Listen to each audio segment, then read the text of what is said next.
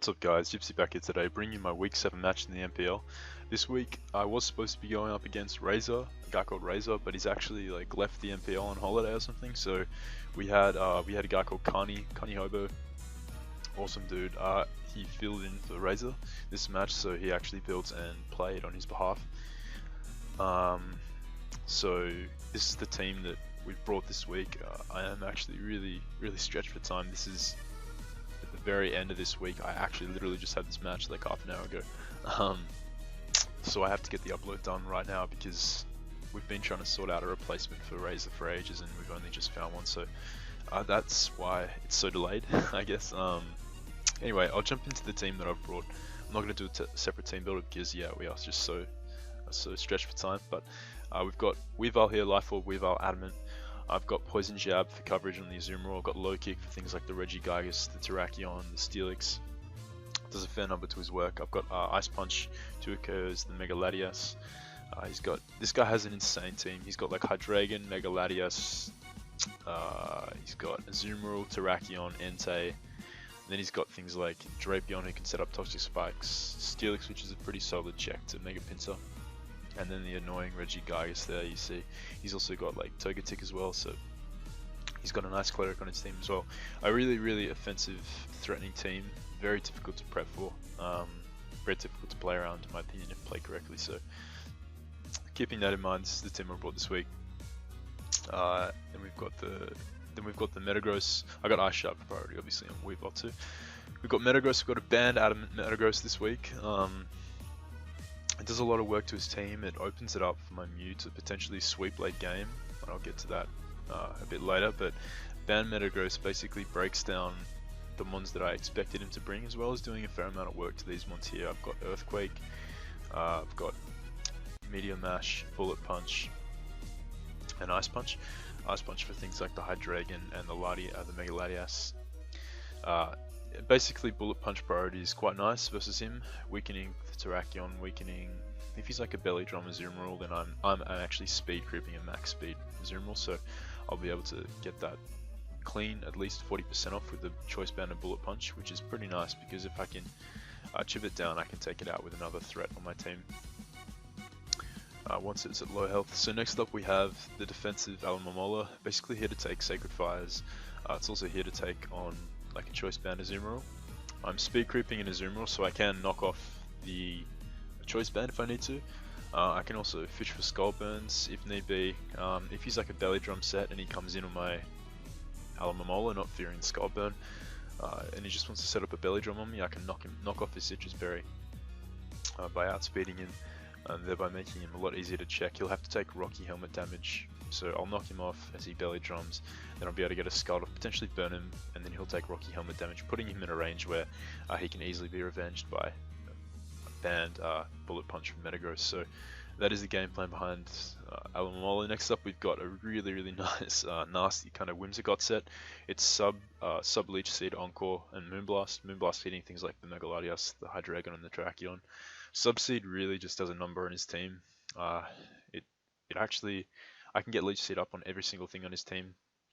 His Azumarill is thick fat, so it's a little spoiler, but it's a thick fat Azumarill, so nothing resists the Leech Seed. Leech Seed is so nice, along with Substitute. Obviously the priority in Prankster means that I can safely set up a sub versus anything except an E-Speed from Entei, which has high priority. So Whimsicott is going to do an absolute number to his team. If I can get a sub up on something, I can just Leech Seed and then sub, along with the leftovers, just giving back all my health and whittling down his team for Metagross, Weavile, and Mew to just destroy it. So Whimsicott is very important in this game. Next up we have a specially defensive Stunfisk, primarily here to take on the Thunderous T. I neglected to mention that he's a Thunderous T, like just insane threats on this dude's team, like just crazy threats. Also takes on the Hydreigon. I'm Chesto Resto, so I can comfortably rest up after taking like a few HP Ices from Thunderous T, as well as like 2 Dracos from Hydreigon if he's like Life Orb or Specs. And then lastly we have a Rock Polish Nasty Plot Mew with Earth Power and Dazzling Gleam. The collected coverage of these two moves basically hit everything for at least neutral coverage on his team. And if I can whittle his team down with Whimsicott and Metagross and Weavile, Mew can potentially sweep late game. So that is the plan here. I did expect him to bring things like Hydreigon and Mega Latias. His team looks very weak to Megapinta. Megapinta outspeeds like an Adamant Band Entei. It outspeeds the Drapion, Azumarill. It two-shots like everything on his team basically, barring like a potential Shukaberry Steelix. So yeah, interesting prep on his part. But I didn't choose to bring the Megapinta anyway, so it doesn't really matter. But we'll just jump into the match. I opt to lead off with Stunfisk because I do want to get rocks up ASAP. I'm not running default this game as I don't care about like chip damage on my mons. I just really want to get damage on his mons so I can guarantee that my mons can sweep or whittle down his team a lot easier. So I just go for the Stealth Rocks turn 1. The reason I go for Stealth Rocks is I didn't want him to be like a weakness policy variant. If he was a weakness policy variant, I am speed creeping like a min speed Steelix, but if he was like a fast Steelix, or even if he was slower than me and I earth powered first turn, he'd survive thanks to Sturdy and potentially take me out with an Earthquake. I didn't want to risk that. I didn't feel like it was worth it because I really want to get rocks up, so that was a priority there. He actually toxed his first turn, so had I gone for the Earth Power first turn, I would have 2-hit, but I stand by my play. I didn't want to risk him being like a random weakness policy variant and potentially stopping me from getting my rocks up at all. So he gets his rocks up the next turn, as now he just switches out to his Regigigas, and that's fine. I Earth Power here. Now right here, I expect like sub Confuse Ray shenanigans from this guy. I would say sub is the best play here because if I am toxic and I get a toxic off from the Regigigas, it really reduces its effectiveness as like a para-flinching mon. So I just switch out to my Whimsicott here expecting the substitute, which would make sense. He actually just goes straight up for the Confuse Ray, so that's, I mean, I guess that's an okay play, but like, had I gone for the Toxic and landed, then this would have been severely, like, I don't know, crippled in a sense. But that's okay, I'm confused, so it's still a dice roll to get, like, to break confusion. It's a 50% chance for me to get confused or not. And if I can get up a sub here, I can prevent him from going for the Toxic, or if I can encore, then that's even better. Which is, I think the first turn I actually do go for the encore, trying to lock him into the Confuse Ray, because I can then sub up. But lo and behold, I actually get hit and confusion on the first turn. Now, this sucks. He goes for the Toxic and misses, so that's kind of nice for me. So I actually have another chance to get up a sub. I can't encore this turn as that will lock him into Toxic. So my play is to go for substitute. And again, I'm confused, but I could break out or I could actually press substitute this turn. But as you'll see, I actually get hit in confusion again, allowing him to finally get the Toxic off of me. And this is actually really important. This is really bad because Whimsicott had two opportunities right there to get the sub up, and it couldn't because of confusion, meaning that it has a much harder time subseeding his team. So yeah, that hacks really played into it there. That was really unfortunate. Subseed Whimsicott just rapes his team. It really weakens it for the rest of my mons to break it down, but that's just how it goes. So now I hit myself for a third time in confusion as he goes for a turn. So we're really just not getting any luck with the confusion at all. We've taken huge damage from this Regigigas. My toxic damage is whittling down my leftovers recovery. It's just meaning it's null and void. So now I just switch out to my Alamamola. Things are not looking that good here. I just go for the Alamamola switch in, making him take Rocky Helmet. As you can see, his slow start has worn off, so he's doing a fair amount of damage, just 28, not too much, but it allows him to get the Toxic off, as I just Toxic him because this thing is a real nuisance now. Now that it's crippled my Whimsicott, it's going to be tougher to take down. So Rocky Helmet, he knocks it off as I wish up. And I can't stay in because return could potentially take me out at this range, so I just switch out to my Stunfisk, knowing that I can potentially rest stall the Regigigas if he wants to stay in on me. As he brings in his Drapion, so now I just go for the Earth Power here, not wanting him to set up, or wanting him to at least punish him if he wants to set up the Toxic Spikes or anything on my team. So Earth Power does nothing to the Regigigas.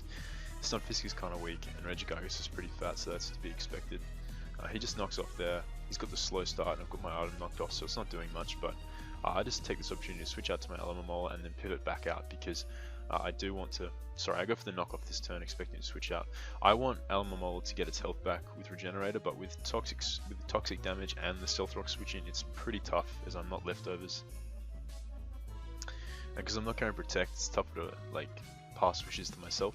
So in comes Stunfisk, and I can actually like get huge damage off on the Drapion with Earth Power. You can see Stunfisk tanking the Aqua Tail with ease. Stunfisk, best Pokemon in draft format, in my opinion, for sure. So now in comes Metagross.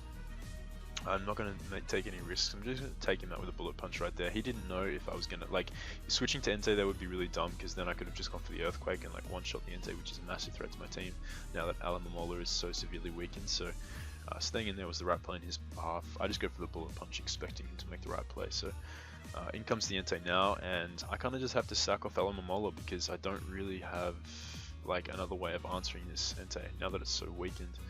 Ideally, I would have kept Alomomola at a high level of health had I not had to switch into it versus the Regigigas, which I wouldn't have had to if Whimsicott didn't get confused 3 times in a row. But now I just have to sack off Alomomola to the Sacred Fire, as now I can just bring in my Weavile and scare him out with the potential knockoff, which I actually don't have. So I predicted him to switch out right here, as I just go for the low kick onto the Regigigas. Obviously knockoff would have killed him regardless, but we're not running that. So in comes the Azumarill, and Aqua Jet doesn't kill me from here even if he's max attack, so I just opt to stay in and go for the Poison Jab. He goes for the Whirlpool right here and misses. It's kind of irrelevant at this point because Metagross and Mew sets up on this Azumarill, and Metagross one-shots it with Banned Media Mash. But in comes the Steelix, as he tries to whittle me down with poison damage by switching into immunities. That's fine. Essentially, what's going to happen here is he's either going to double back to Azumarill, trying to take a knockoff or a low kick, or he's going to stay in and sack off the Steelix. And what I basically wanted in this situation was Mew either in on the Steelix. I wanted to either take out the Azumarill with a predicted double back to the Azumarill, in which case I'm going to go for the Poison Jab, or I wanted him to stay in with Steelix, kill off my Weavile, and then Mew would be able to set up versus this Steelix and sweep his team. But he does make the switch out to Azumarill, so we call that correctly, and we get the Poison Jab off, killing the Azumarill, which is pretty nice. Weavile goes down the same turn due to its Life Orb. So in comes Whimsicott, and I sent in Whimsicott because I wanted to scout what he was going to lock himself into. If he was going to go into Entei, he'd have to lock himself into either like Sacred Fire or E-Speed, in which case Mew could set up on E-Speed. He could take him out if he were to stay in. He could live the banded Sacred Fire and Earth Power him to take him out, or he could set up on an E-Speed variant. But he just goes into his Steelix here, and that's fine. I go for the Leech Seed. Think to myself, if he takes me out with Heavy Slam, Mew has an easier time settling up on the Steelix, as the Leech Seed is pretty nice recovery, kind of offsetting the poison damage I'm going to be taking. So I just Rock Polish here, expecting a potential switch out or a Heavy Slam. He goes for the Explosion, and that is huge. That actually is a really nice bring on his part. Explosion rendering Mew's sweep kind of useless now, as Entei will be able to revenge with E-Speed. So that is very unfortunate. I make the switch out to my Metagross, as Mew is nice sack fodder. I do predict him to go for the E-Speed because he kind of has to here. And the fact that he's locked himself into E-Speed means that I run calcs, like he's definitely out of band. My play is to Earthquake here, regardless of where he switches out or stays in. So he goes for the Earthquake, he goes for the Extreme Speed, as I just take him out with the Earthquake here. And in comes the Terrakion, and now there's a bit of mind games. If he's like an SD variant, or like a sub variant, then he could, like, it's a bit of a 50-50 here.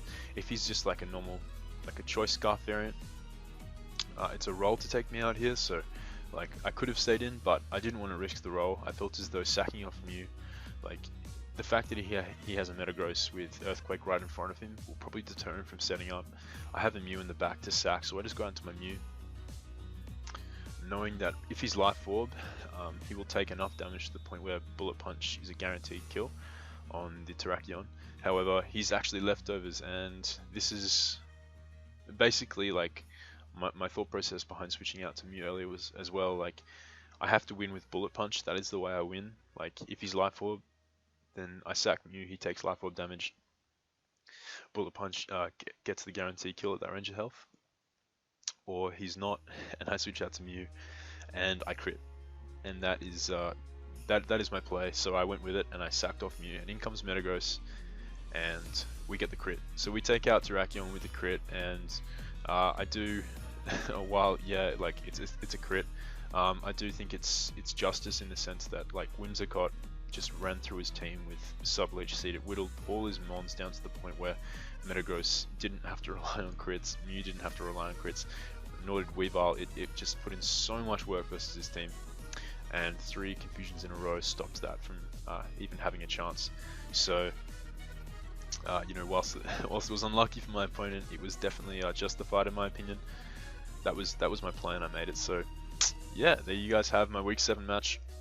You know, big shout outs to Carnie for like stepping up and playing for Razor, because you know he's actually a part of the NPL miners. So I will leave his link in the description below. I definitely recommend you go and check him out, because like yeah, he makes good content on his channel, and he's a solid player in his own right. As you can see, you know, 1-0 victory against him, so he definitely knows what he's doing. Yeah, I do apologize for the hacksy match. Like there was hacks on both sides that definitely mattered, but that's just the way the game goes sometimes. Obviously I would have loved to have Whimsicott around more, but you know, that wasn't to be. So we do keep our win streak alive. We're 7-0 right now, so next week we go on to face Jolt, my friend Jolt, the commissioner of the NPL, amazing battler himself. We've played a couple of times. We've played in the CPC, and we've played a couple of times just testing in mocks. He's a very good player, and I'm really looking forward to it. I consider him a friend, so yeah, I'm very much looking forward to that match. And hopefully I'll be able to bring you guys a team builder for that during the week, you know, when I do find time. But yeah, that's basically it for this one. I hope you guys enjoyed. Leave a like if you did. Let me know what you thought of the match in the comments, and you know, if you're new to my channel, feel free to hit that sub button, because I do appreciate, you know, any subs who do like to follow my content and want to stick around and see more from my channel. So yeah, that's about it guys, and I'll catch you next time.